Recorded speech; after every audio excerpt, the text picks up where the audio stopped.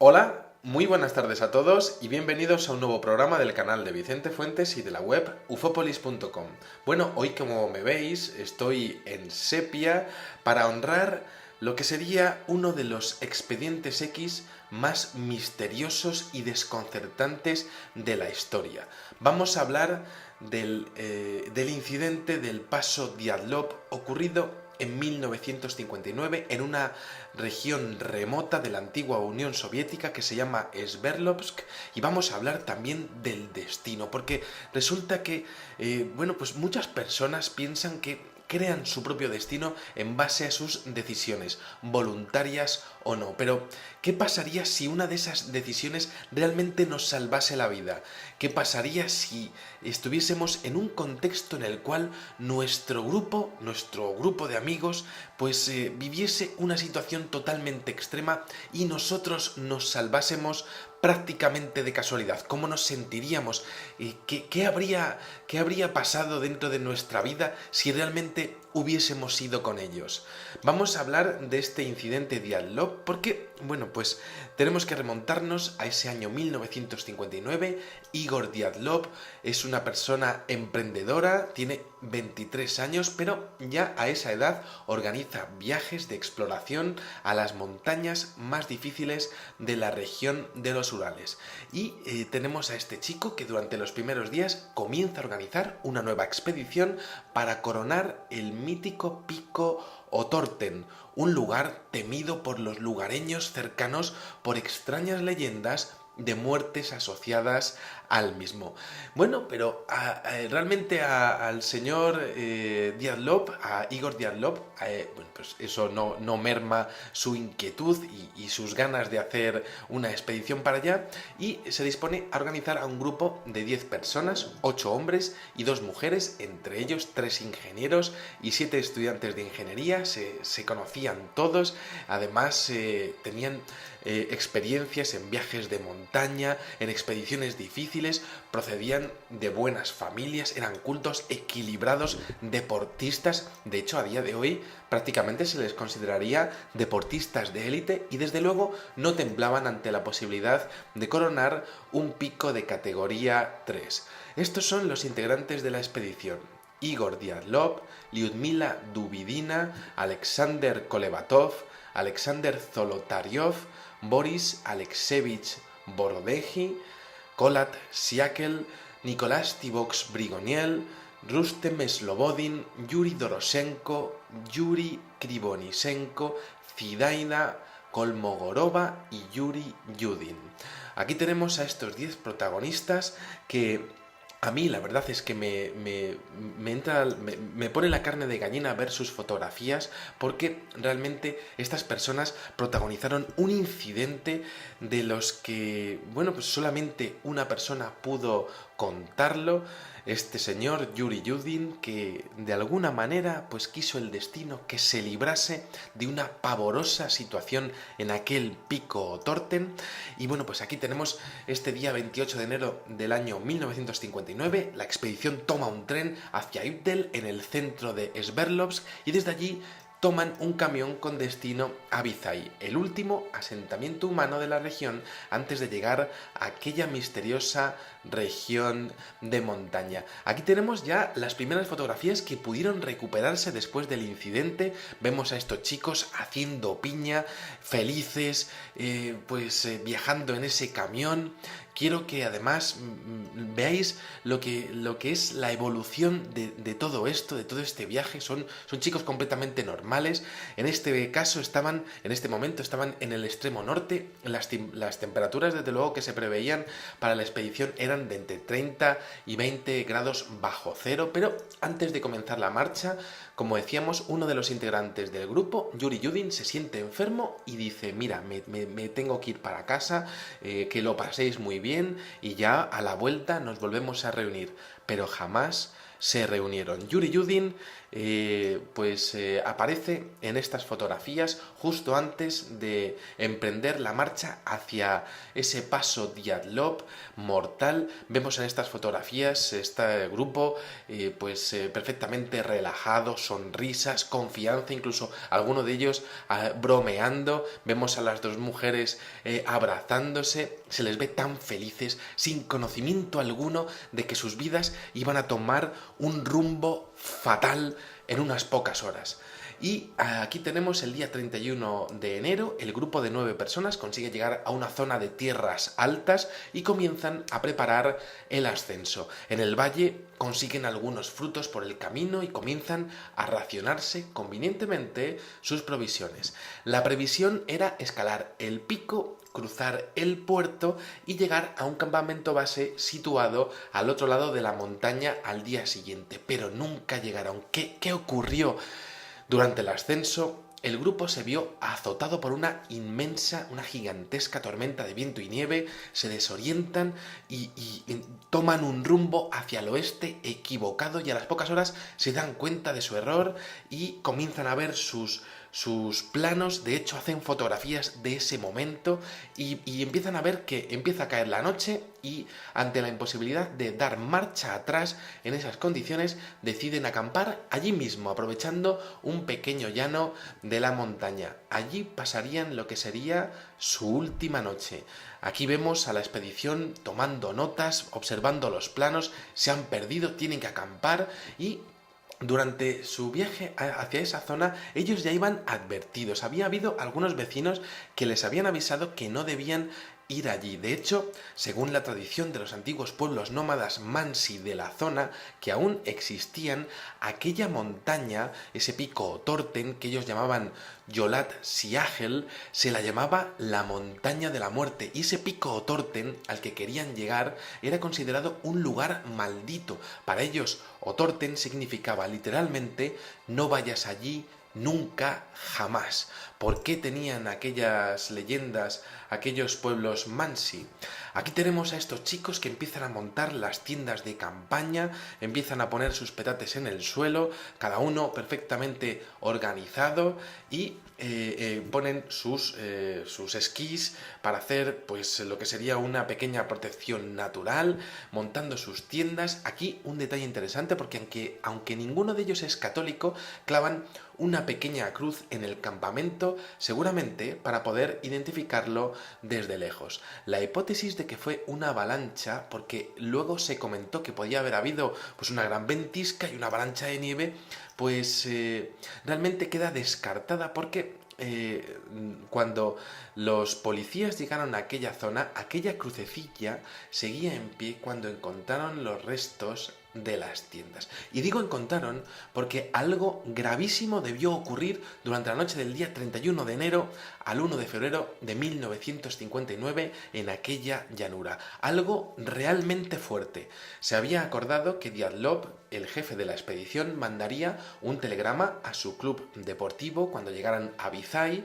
Estaría el telegrama en el club deportivo a más tardar pues el día 12 de febrero, pero pasaban los días y el retardo se empezó a atribuir quizá a malas condiciones climatológicas, quizá la falta de medios, pero claro, ya una semana después las familias empezaron a preocuparse, y de hecho se organizó lo que sería pues una expedición para ir a salvar a aquella expedición de la que nadie sabía absolutamente nada.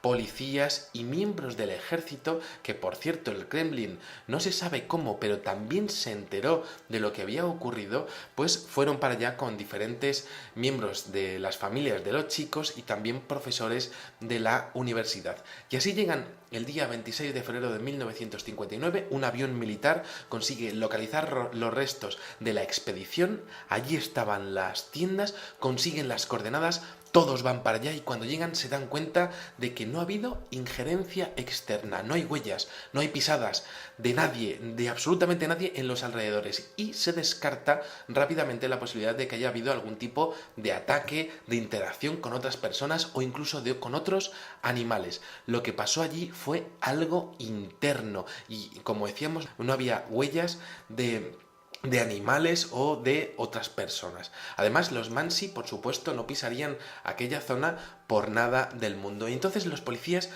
comienzan a llegar a la escena y se encuentran las tiendas abandonadas, semiderribadas y rotas. Un gran cúmulo de pisadas alrededor de las mismas y un sendero de varias huellas hacia un bosque cercano situado a 1,5 kilómetros. Ni rastro de los componentes de la expedición en las tiendas. ¿Qué había pasado? Los objetos personales intactos dentro de las tiendas. Cámaras de fotos, diarios. Luego se comprobó que uno de los militares se llevó uno de los diarios, que a día de hoy, por supuesto, se encuentra en paradero desconocido. A mí me encantaría que alguien abriese algún día algún cajón de la KGB, viese ese diario y lo compartiese con el resto del mundo. Y en esas fotografías aparecen lo que hemos visto hasta el momento en todo el videoprograma y una última foto que debió dispararse en el interior de la tienda por error antes de la tragedia y que, desenfocada, mostraba la luz del foco que colgaba del pico de la tienda.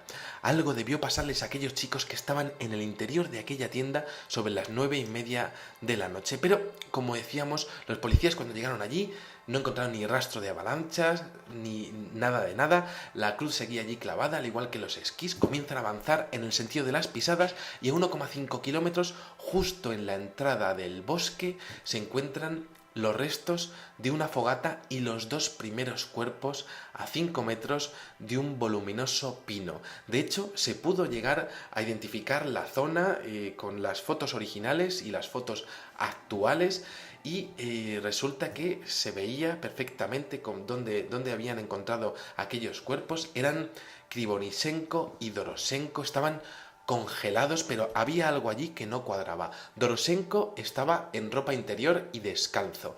El detalle de la ropa interior pudo ser debido a que quizá ya muerto, parte de los otros expedicionarios aprovechasen su ropa para no morir de congelación. Y es que pasara lo que pasara en las tiendas, alrededor de las 9:30, 11 de la noche, los componentes de la expedición tuvieron que salir huyendo para no volver jamás a las tiendas. No disponían de más ropas que las que llevaban cuando estaban dentro y estaban quizá ya a punto de dormir, y tuvieron que salir atropelladamente y no pudieron volver a las tiendas por causas desconocidas. Y esto es algo totalmente increíble porque, claro, ellos estaban expuestos a la intemperie, pero no podían volver allí y la razón tenía que ser lo suficientemente importante, tanto que ellos tienen que empezar a crear como una fogata en medio de la nieve porque ellos ven que no pueden llegar y de hecho están solos porque es una fogata pequeña que no está hecha entre muchos y entonces está claro que ellos están solos y los otros componentes de la expedición tienen que estar también por otro lado, quizá escondidos de algo que estaba en la zona de las tiendas y que desde luego les había hecho huir de allí despavoridos. La creación de una fogata es un detalle muy interesante porque no podían volver, pero se dan cuenta de que van a morir congelados allí, hacen una fogata en medio de la ventisca que no tiene que ser nada fácil y de hecho hay un detalle increíble porque cuando se encuentran los cuerpos, los cadáveres aparecen con varios golpes y magulladuras, como si hubiesen intentado encontrar la manera de partir las ramas de aquel pino de forma desesperada para defenderse de algo o para alimentar aquella precaria fogata. Ellos no abandonan la zona porque se dan cuenta de que las pisadas no llegan a mucho más. Es decir, ellos están aterrorizados allí, no pueden moverse mucho y de hecho lo lógico es inspeccionar la zona a ver si encuentran algún tipo de madera seca, pero no lo hacen. Otro detalle, los dedos están desollados, sin la capa externa de la epidermis externa. Y de hecho, esta capa de la epidermis es encontrada en el tronco de un árbol, como si hubiesen tenido la necesidad de escalar aquel árbol con una urgencia totalmente repentina. Los cadáveres son encontrados juntos y la causa de la muerte es la hipotermia, aunque tienen muchos golpes y magulladuras que de hecho no traen rasgaduras, como hubiese sido lógico, con unas pezuñas de animal o con las fauces de sus mandíbulas. No hay mordeduras, hay golpes. Pero claro, los investigadores empiezan a pensar, quizá uno de ellos se ha vuelto loco y se ha puesto a golpear a los demás. Y entonces, claro, tienen que seguir observando, pero está claro que estos han muerto de hipotermia, no han podido moverse de allí y de hecho presentan rasgos similares a a lo que sería la parálisis. Podría pensarse que estamos ante un proceso de histeria colectiva, pero se demostró que las huellas cercanas, pues resulta que los integrantes del grupo se reunieron, los otros se reunieron tras ocurrir el incidente de las tiendas y de hecho pues fueron hacia donde estaban estos dos primeros individuos. Lo que fuera que impulsara a aquellos dos hombres a subir precipitadamente a aquel árbol, desde luego debió de desplazarse a grandísima velocidad hacia ellos, ya que no tuvieron la oportunidad de huir. Posteriormente fueron apareciendo más cuerpos, enterrados en la nieve entre los pinos, y en las tiendas aparecen otros 3 cadáveres. Aparece Igor Diatlov, el jefe de la expedición, con una rama en la mano y con la otra en posición de defensa. Aparece también una de las mujeres, que es Kolmogorova, con sangre que no es la suya, como si hubiese estado viendo el cadáver de alguien, la pobre mujer, y lo tuviese manchadas las manos de sangre. Aparece con el pelo grisáceo y con un tono de piel anaranjado similar a las personas que sufren accidentes radiactivos. Aparece pues prácticamente también paralizada, pero ¿radiación de qué? ¿Por qué tendrían esos síntomas esos cuerpos? Por otro lado aparece Slobodin con una herida de 18 centímetros en el cráneo y con los músculos de las sienes aplastados. Los 3 muertos por hipotermia, muertos de frío, pero hay un detalle. Las posiciones de los cuerpos, como decíamos, tienen como si hubiesen estado paralizados, como si hubiesen caído fulminados, y de hecho los cuerpos aparecen como a 300, 480 metros y 630 metros de la posición de los anteriores cadáveres, como si después de reunirse ellos hubiesen intentado huir primero uno, le hubiese pasado algo y le hubiese salido otro, le hubiese también pasado algo y al último también. Habrían quedado otros 4 que habrían sido encontrados en otros lugares. De hecho, es que parece, esa sería la hipótesis que yo barajo, que después de reunirse y ver lo que les ha pasado a los 2 primeros, tienen que salir huyendo de allí, primero uno, luego otro, quizá con valor para ir otra vez a las tiendas, pero aquello que les estaba persiguiendo desde luego les coge en el camino, les paraliza y les da radiación. Aquí tenemos los equipos de la investigación que siguen buscando y a los 2 meses encuentran los otros 4 cuerpos junto a un barranco. Las imágenes que van a ver a continuación quizá puedan herir su sensibilidad porque son realmente increíbles. Si lo anterior era escabroso, esto lo es mucho más. Estaban a pocos metros de los 2 cadáveres del pino enterrados bajo una capa de nieve por las nevadas de la zona. A Nicolás Tiboux le faltaba la piel de la cara y los ojos, que están seccionados, no arrancados, como si hubiese sido objeto de una operación quirúrgica muy avanzada, algo similar a lo que vemos en el fenómeno de las mutilaciones de ganado, en el ganado ovino, caprino y bovino. Y desde luego pues vemos a estos cuerpos con daños importantes en el cráneo. El análisis forense determinó que los numerosos golpes podrían haber aparecido por correr a ciegas en un bosque, corriendo sin sentido ni orientación después de ver lo que pasaba con los 2 primeros compañeros y tras ver cómo huían los otros 3 que estaban entre las tiendas y los pinos. Apareció también Ludmila Dubidina, la otra mujer. Tenía el cuello roto, estaba boca abajo la pobre mujer. La verdad es que a mí me impresiona muchísimo. Aparece con la cabeza metida en un lago de agua helada. No tiene ni lengua ni la musculatura inferior de la cara, pero no ha sido seccionada tras un mordisco. Parece haber sido operada. De hecho, seccionada como una toda esa parte seccionada como una operación quirúrgica y de hecho la mujer tiene grandes índices de radiactividad en sus ropas, sobre todo en una serie de jirones que envuelven su pie izquierdo, que la mujer en un momento dado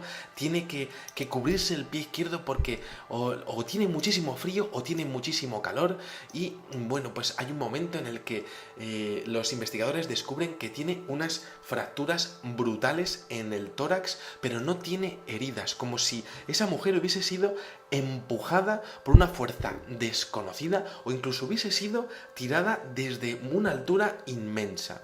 Por otra parte, Alexander Zoloratev no está mejor.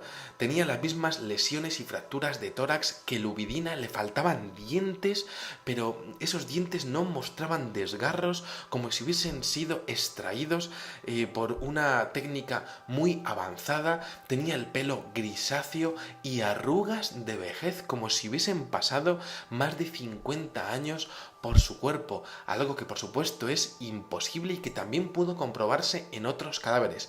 Tampoco tenía ni lengua ni cejas.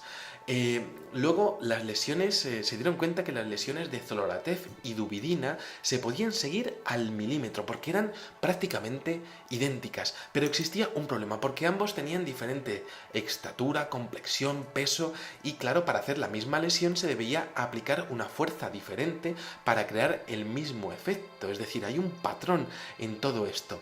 El hecho de que los integrantes de la fatal expedición aparecieran descalzos sugiere una huida rápida, desesperada de las tiendas, no tuvieron tiempo de hacer nada, tuvieron que marcharse.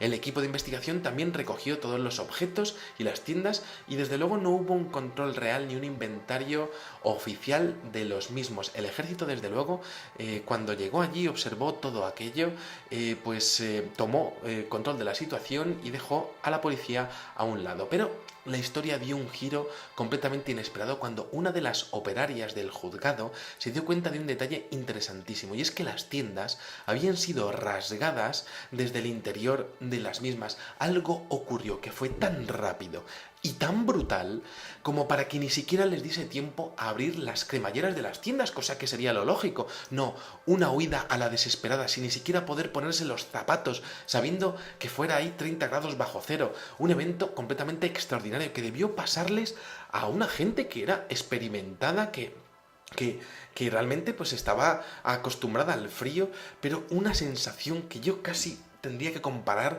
con la sensación de huida ante un incendio. Yo creo que tenían muchísimo calor, algo estaba quemándoles en el interior de las tiendas, pero las tiendas no estaban quemadas por dentro.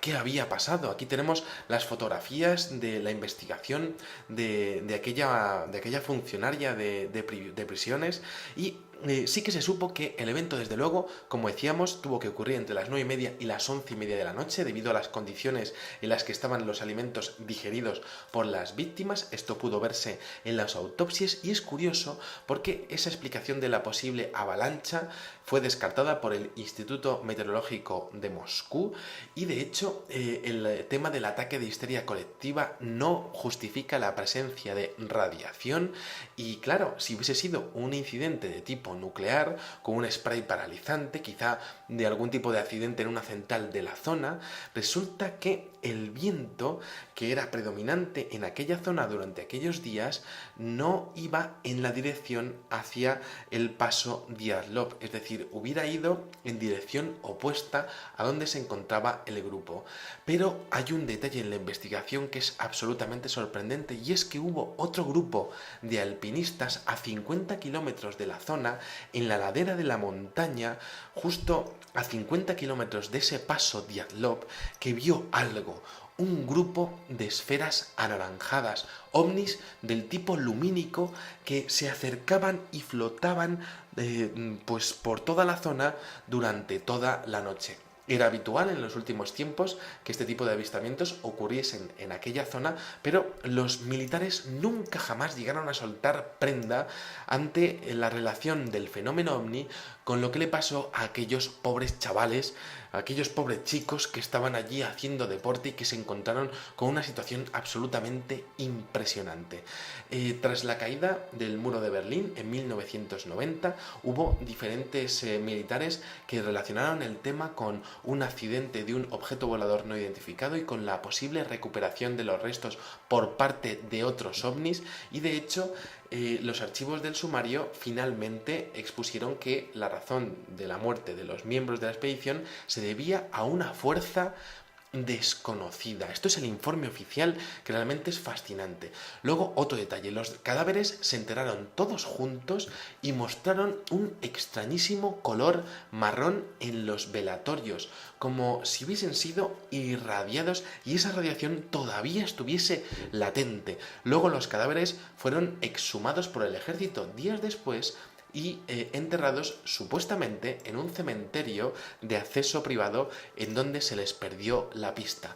La fuente de radiación nunca jamás fue encontrada, no hubo responsabilidad penal demostrable en el juicio, y por otra parte aquí tenemos la historia de un hombre que ha estado luchando durante todos estos años para esclarecer todo esto, por justicia con las familias, por justicia con aquellos chicos, y se llama Lev Ivanov. Este hombre, que participó en las tareas de búsqueda, defendió la hipótesis de un ataque ovni por causas desconocidas hasta el día de su muerte. Este hombre se murió pensando y de hecho luchando porque el ejército ruso desclasificara pues toda la información que tenían al respecto de un caso gravísimo de interacción del fenómeno ovni con los seres humanos. A día de hoy hay una placa puesta en 1989 en este paso Dyatlov, que recuerda la memoria de aquellos jóvenes muertos en tan extrañas circunstancias,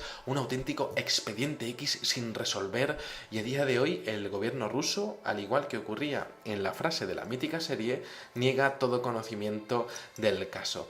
Pero aquí tenemos el destino de Yuri Yudin, que abandona la expedición porque se pone malo, y antes de que este hombre pues muriese, pues este señor le hicieron unas cuantas entrevistas. Siempre ha declarado su desasosiego al pensar en la suerte, increíble suerte que tuvo al marcharse, y su declaración final pone fin al videoprograma, porque Yuri Yudin declaró hace varios años lo siguiente. Dijo: si yo tuviera la oportunidad de hacerle una sola pregunta a Dios, sería: ¿qué pasó realmente con mis amigos allí? La hipótesis, como veíamos, ocurre que algo debió sobrevolar y estar en el entorno de aquellas tiendas de campaña en ese paso Dyatlov, algo que hace que estos chicos pues tengan que largarse de allí huyendo, despavoridos, cada uno en diferentes grupos, no pueden volver, se disgregan. El último grupo parece más expuesto a la radiación, que parece que es el último que aguanta. Los otros dos parecen sufrir parálisis. Tres, tras encontrar los dos primeros cadáveres, lo que les ha pasado a sus compañeros, que han tenido que subirse a unos árboles desgajándose los dedos con una fuerza impresionante.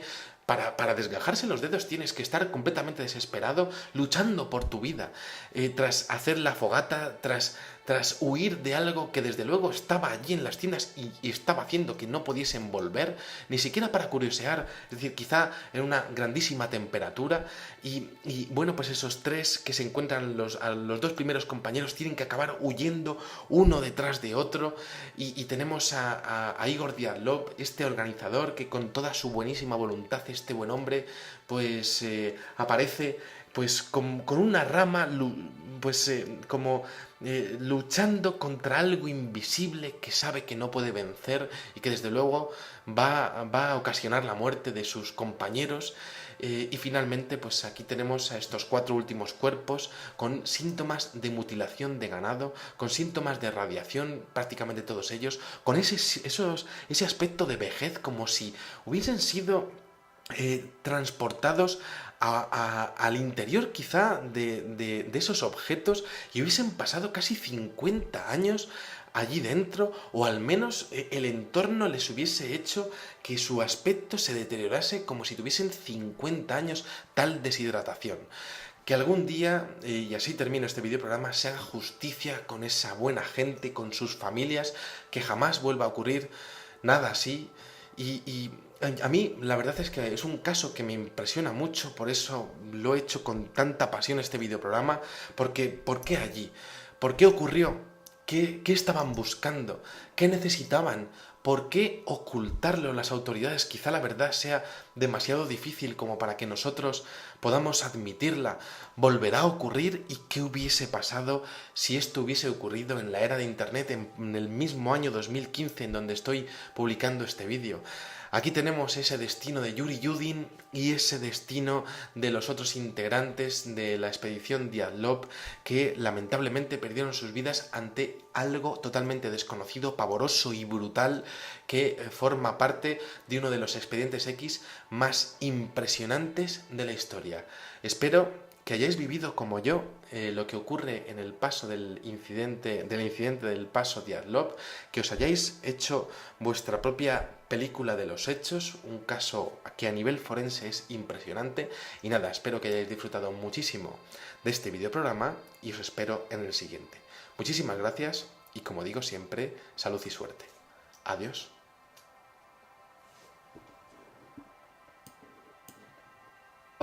Mortal. Vemos en estas fotografías este grupo perfectamente relajado, sonrisas, confianza, incluso alguno de ellos bromeando. Vemos a las dos mujeres abrazándose, se les ve tan felices, sin conocimiento alguno de que sus vidas iban a tomar un rumbo fatal en unas pocas horas.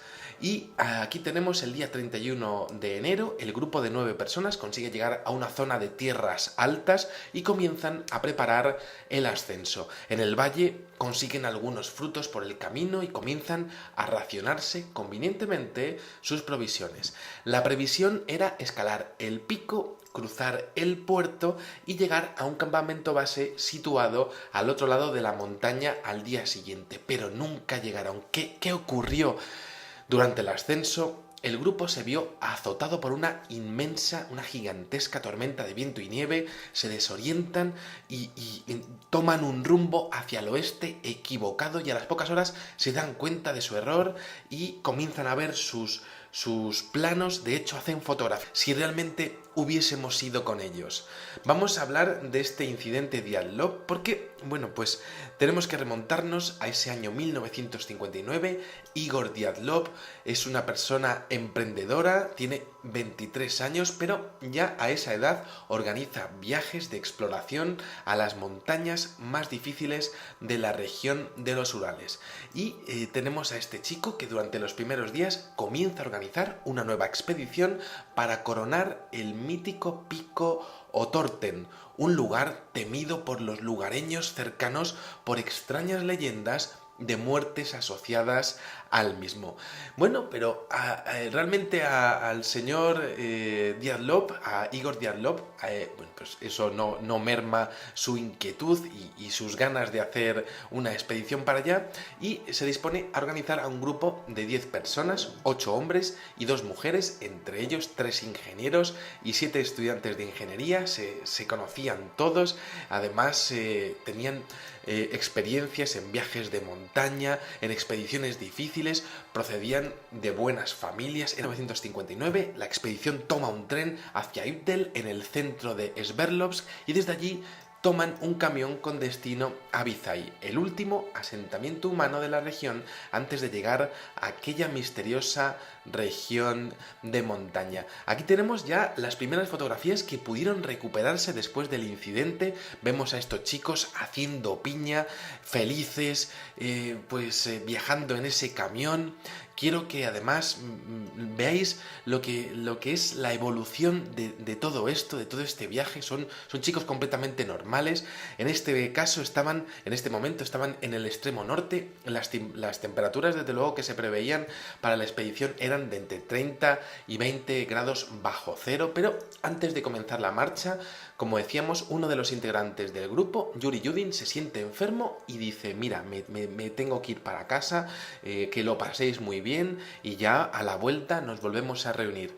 Pero jamás se reunieron. Yuri Yudin aparece en estas fotografías justo antes de emprender la marcha hacia ese paso Diatlov. Eran cultos equilibrados, deportistas. De hecho, a día de hoy prácticamente se les consideraría deportistas de élite y desde luego no temblaban ante la posibilidad de coronar un pico de categoría 3. Estos son los integrantes de la expedición: Igor Diatlov, Lyudmila Dubidina, Alexander Kolevatov, Alexander Zolotaryov, Boris Alexeyevich Borodeji, Kolat Siakel, Nicolás Tivox Brigoniel, Rustem Slobodin, Yuri Doroshenko, Yuri Krivonisenko, Zidaina Kolmogorova y Yuri Yudin.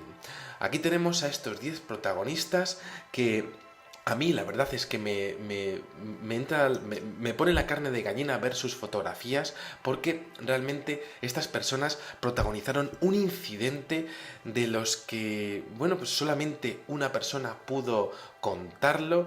Este señor Yuri Yudin, que de alguna manera pues quiso el destino que se librase de una pavorosa situación en aquel pico Torten. Y bueno, pues aquí tenemos este día 28 de enero del año 1900.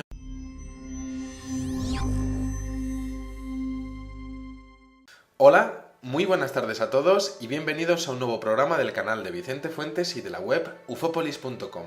Bueno, hoy, como me veis, estoy en sepia para honrar lo que sería uno de los expedientes X más misteriosos y desconcertantes de la historia.